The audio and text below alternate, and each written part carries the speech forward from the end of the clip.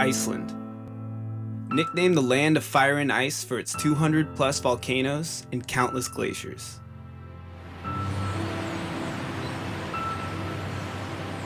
Sparsely populated with beautiful landscapes beyond compare, this little island in the North Atlantic seems to constantly find itself at the top of the list as one of the happiest countries on Earth. There's gotta be some reason.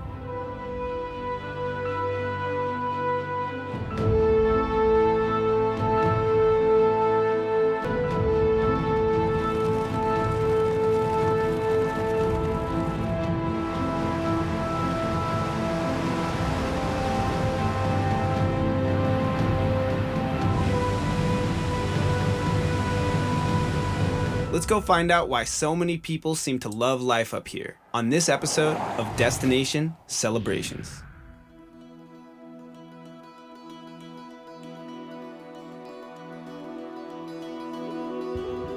We land in Reykjavik, the world's northernmost capital and Iceland's largest city. About half of all Icelanders live in this not-so-large city of 120,000 people. To put that in perspective, less people live in all of Iceland than in the town of Wichita, Kansas. We head to the city center to meet up with Martine, who hosts a daily tour in Reykjavik called City Walk. If anybody can give us an idea of what Reykjavik is all about, it's Martine. The city begins in, let's say, 9th century with the saga, so-called, a legend that we hold very dear here still today. Tells us of this Viking that arrives somewhere in the southeastern part of Iceland and drops 2 timber logs into the ocean. And apparently says that wherever he will find his 2 timber logs drift ashore, he will make his home. Sent his slaves all around Iceland to look for these 2 timber logs of his. And apparently the slaves, they found the 2 timber logs not far out here in a bay close by. And called in their boss, and he came over and made his home as he had promised to the gods. And gave the place then its name Reykjavik, as he was making his farm, according to the legend.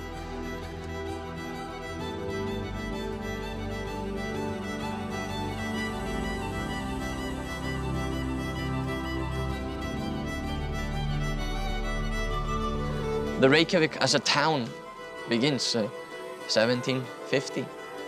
Slowly there were jobs to have here, people start to move and then gets rights as a trading port in 1786 from the Danish king. Fish is the main revenue of the country, and along with aluminum that we import and then work here with endless energy, and then tourism being the third.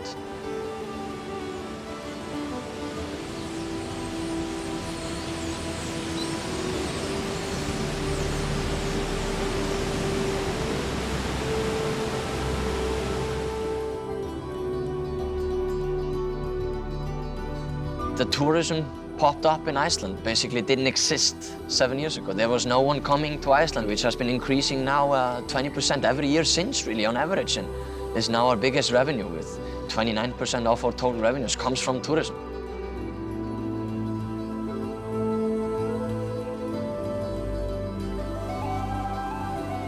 As for historically, what it defines us would be these Vikings, the sagas, the flag we have that represents the ocean, the fish, and the red line for the volcanoes, and white for the glaciers.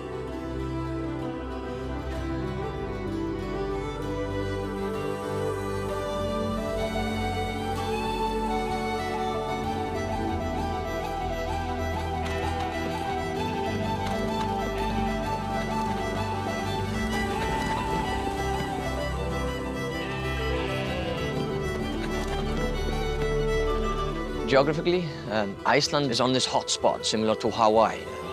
Hot lava underneath the country, and if there's water as well, it means it's bubbling hot water just right below the surface, which is easy for us to drill down to, and then we use that for heating in our houses, and which makes water and electricity very cheap in Iceland.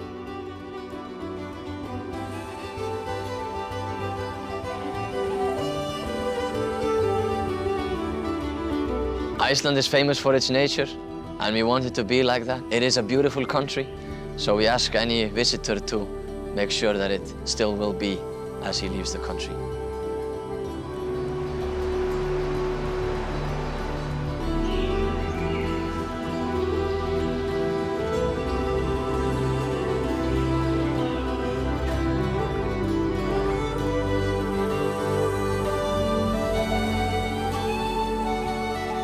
I like it here mostly because it's clean, it's safe, and even though it sounds a bit like Iceland, it's not that icy. Like this winter, the coldest day in the city here was -8°C.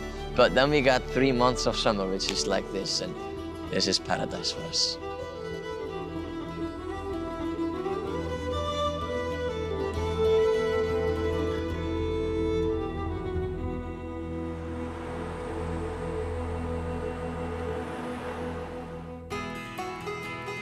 Reykjavik's cool and all, but just outside town is a world of wonder. I set out on foot to Thingvellir, the Icelandic national park famous for being one of the only places on Earth where you can go in between two tectonic plates. Next on Destination Celebrations.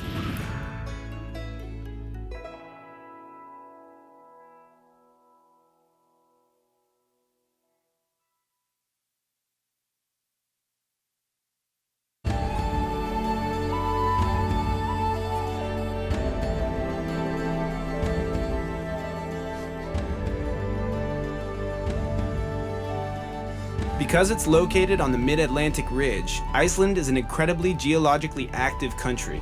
There are more than 125 volcanic mountains in the country, a handful of which are still very active. Iceland experiences a volcanic eruption roughly once every 4 years. After walking through beautiful ravines and past alien-like geothermal vents, I arrive at a river with people swimming?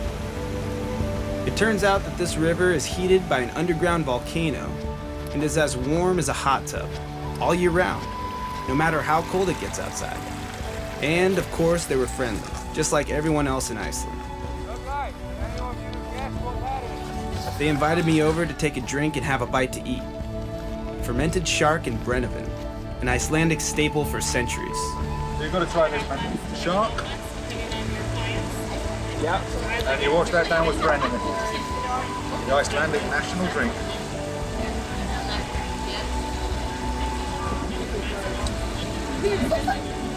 Good?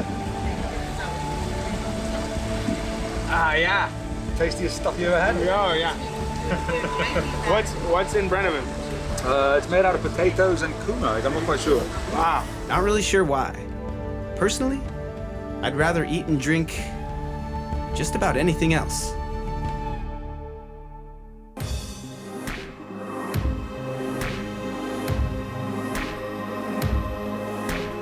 After that, I continue to Thingvellir, where I get to experience the rare pleasure of snorkeling between two tectonic plates.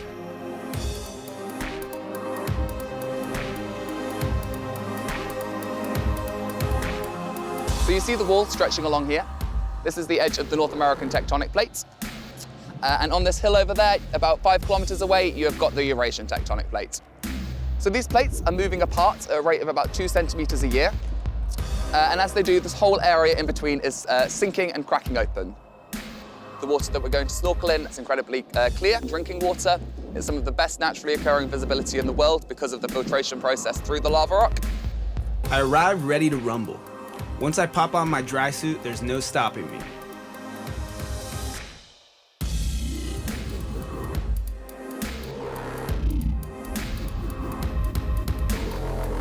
The great thing about these dry suits is you can do just about anything in them. Bend, twist, hop. Soon the guide tells me to stop, and we're off to the crack.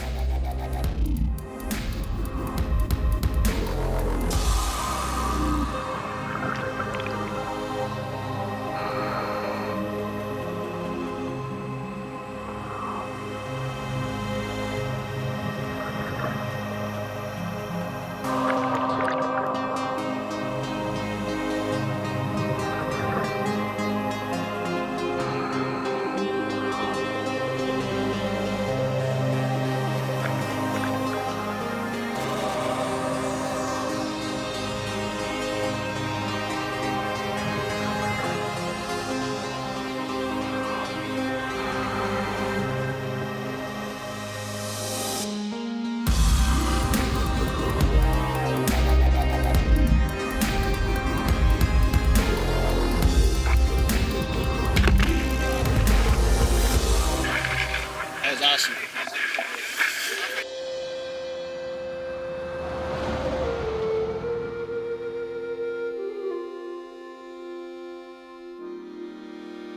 So I'm off to talk to Joshua Krugerson, an expert on ancient Norse religion and Viking history at the University of Iceland.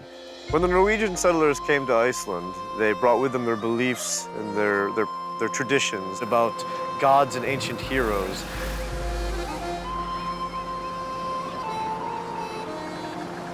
Generally between the 8th century and the 11th century. During this time period, Scandinavians are perceived to have been leaving Scandinavia to trade, to settle, to raid.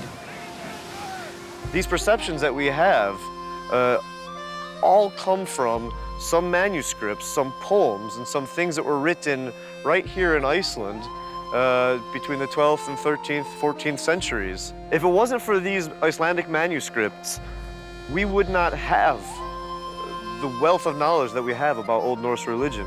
We wouldn't have many of these stories of Odin and Thor. We wouldn't know what we know. While Iceland was officially Christianized around the year 1000, this connection to these old roots never disappeared fully.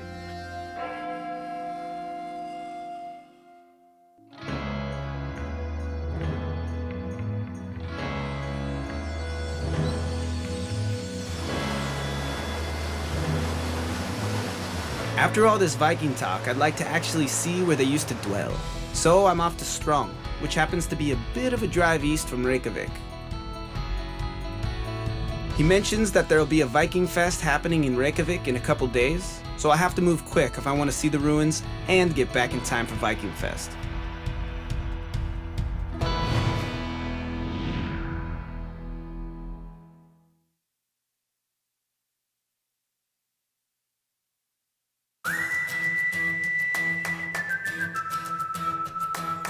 I squeeze into my little rental car and begin my journey across this vast, empty, and rugged country.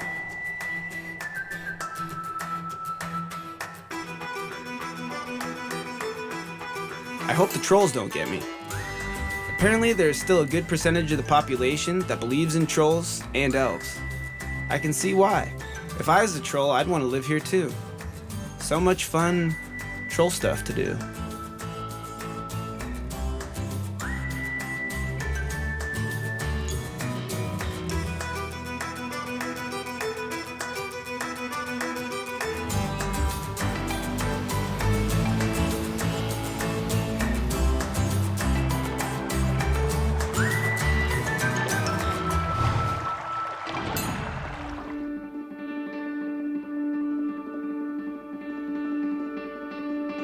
As I drive through this amazing country, it's as if there's too much good stuff to see.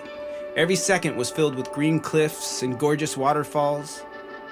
We stopped at a few of the most impressive ones to get up close and personal.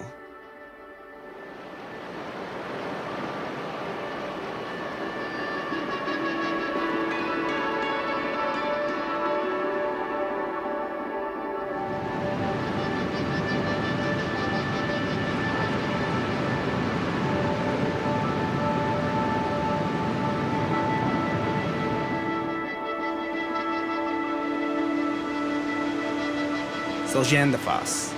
This waterfall is special because you can view it from every angle. There's even a trail that allows you to walk behind the falls, if you don't mind getting a little wet.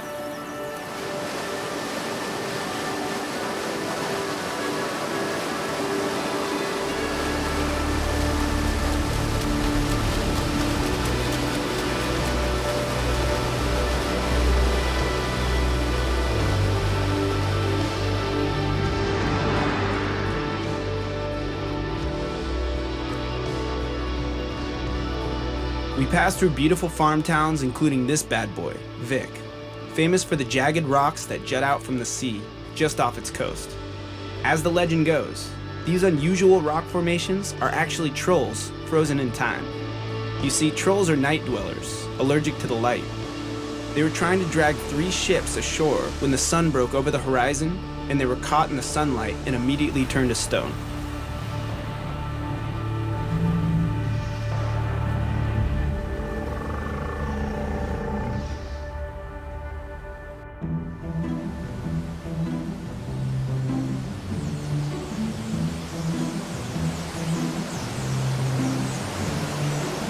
journey doesn't end there. We continue through the beautiful, bizarre countryside until we arrive at another breathtaking waterfall.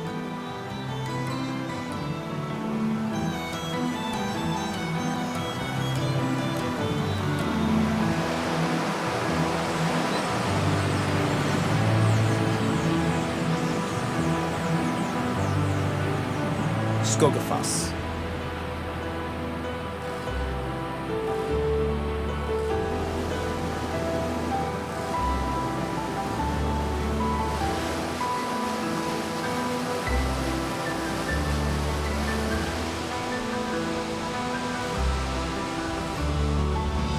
And then past Vantajokel Glacier.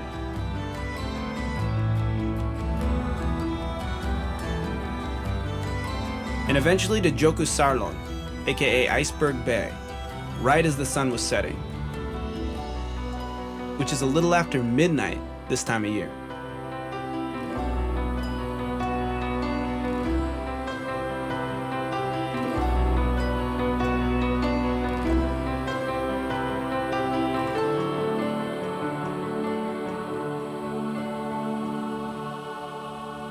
After driving through the night, we finally arrive at Strum.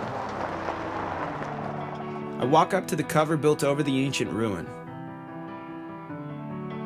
Inside is the remnants of an ancient Viking farmhouse.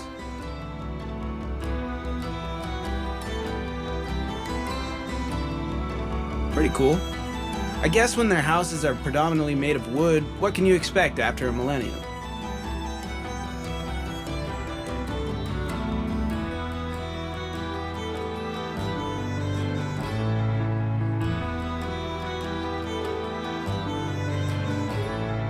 More than anything, it's just fascinating to stand where Vikings stood 1,000 years ago. But as far as ruins go,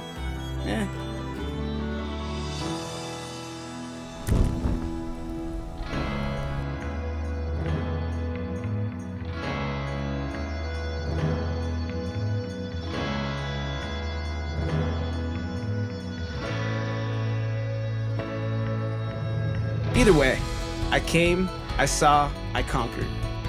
And the real treat is that we got to go on an adventure through the wilderness of southern Iceland.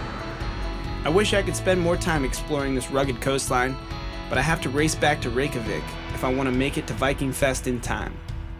Next, on Destination Celebrations.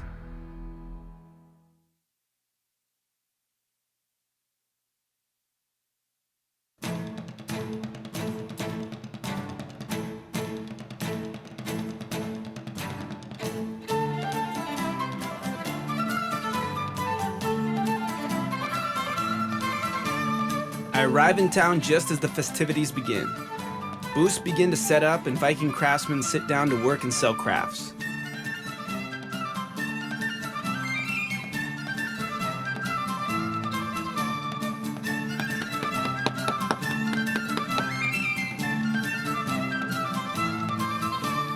People cook food.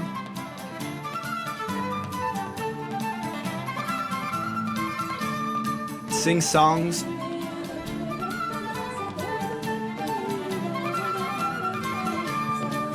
Make crafts and partake in a number of Viking games.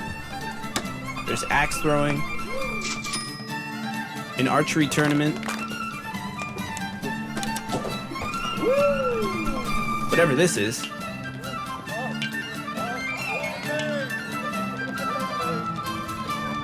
I even got to participate in an ancient Viking game called mass wrestling.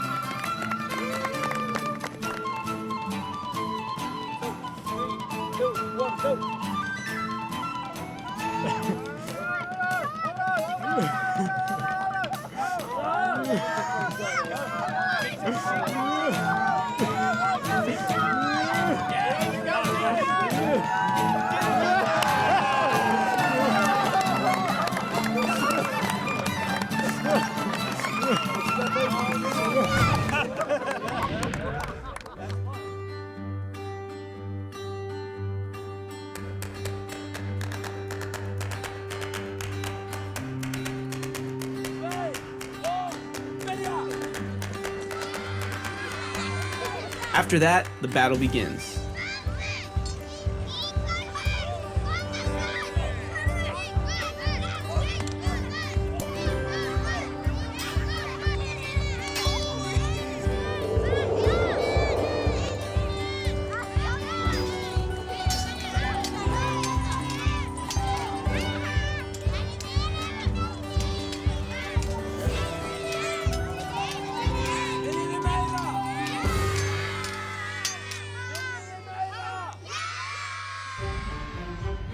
I'm not sure how the big guys can top this.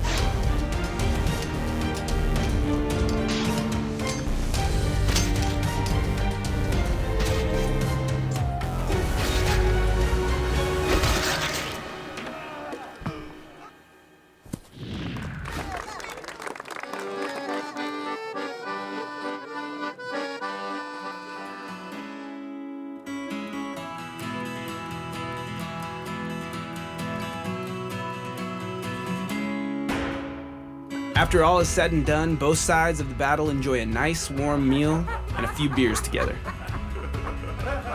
It may not be precisely how battles ended in the Viking era, but I can truly see and feel the mark the Vikings left on Icelandic culture, even 1,200 years later. Icelanders are proud of their Viking heritage, and the Viking mark bleeds through to modern-day Iceland in many ways. They're a tough people who endure dark, cold winters. They're resourceful and have managed to power their country almost entirely from the volcanic energy that shaped it. They also speak the only language that has basically gone unchanged for the past 1,000 years or so. In fact, they speak a language so similar to what the Vikings spoke, they have no trouble reading the ancient stories left by the Vikings all those years ago. Coming to Iceland feels like I've stepped into a fantasy world, both medieval and modern. This country is so beautiful, I almost feel guilty telling you about it, like I'm giving away a well-kept secret. After traveling across this beautiful land, hearing about their interesting Viking history, and enjoying the wonderful company of the locals who live here, it's no wonder Icelanders are some of the happiest people on Earth. Join me for our next adventure on Destination Celebrations.